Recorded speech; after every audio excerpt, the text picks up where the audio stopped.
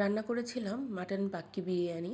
আমার কাছে পাক্কি বিরিয়ানিটা মনে হয় খুবই ইজি একটা রেসিপি, কারণ অনেক সময় কাচ্চি বিরিয়ানির পানির 19-20 হলে চালটা নরম হয়ে যেতে পারে বা মাটনটা পারফেক্টলি কুক নাও হতে পারে, কিন্তু পাক্কি বিরিয়ানিতে সেদিকে কোনো টেনশন নেই।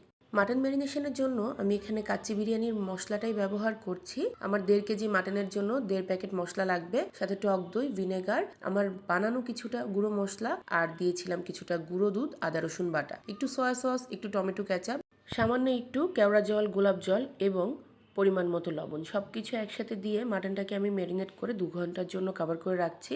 এদিকে বড় বড় টুকরো করে কাটা আলু লবণ দিয়ে ভেজে রেখেছি। এখন মাটনটা রান্না করে নিব। এর জন্য প্রথমে পেঁয়াজের বেরেস্তাটা করে নিয়েছি। পেঁয়াজ হালকা গোল্ডেন ব্রাউন হলেই এতে আমি ম্যারিনেট করে রাখা সেই মাটন দিয়ে দিব। এটাকে একটু কষিয়ে নিব।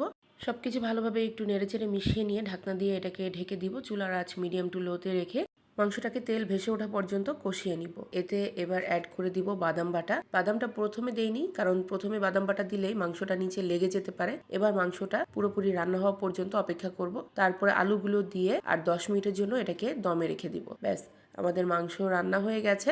এদিকে আমি কিছুটা গুঁড়ো দুধ পানিতে গুলিয়ে নিয়েছি, তার মধ্যে আমি কিছুটা জাফরান ভিজিয়ে রাখলাম। এখন কিছুটা পেঁয়াজের বেরেস্তা করে তুলে রেখে সেই তেলের মধ্যে আমি পোলাওটা বসিয়ে দিয়েছি।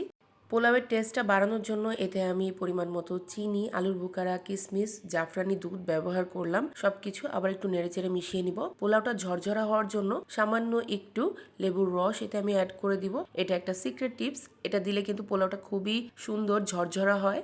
পোলাওয়ের পানিটা যখন শুকিয়ে গায়ে গায়ে চলে আসবে, সেই মুহূর্তে আমি মাটনটা অ্যাড করে দিব। তারপরে চাল চারপাশ থেকে নিয়ে এই মাটনটাকে দমে দিয়ে দিব। উপর থেকে একটু কেওড়া জল আর গোলাপ জল ছিটিয়ে দিলাম। সবশেষে আমি এখানে কিছু বাটারের কিউবস দিয়ে দিলাম। আমার কাছে ঘি ছিল না, ঘি থাকলে ঘি ব্যবহার করবেন। তারপর এটাকে ঢাকনা দিয়ে ঢেকে আমি 10 থেকে 15 মিনিটের জন্য দমে রেখে দিয়েছিলাম। এখন সবকিছু উপর নিচ করে ভালোভাবে মিলিয়ে নিব। ব্যাস, তৈরি হয়ে গেল মজাদার পাক্কি বিরিয়ানি।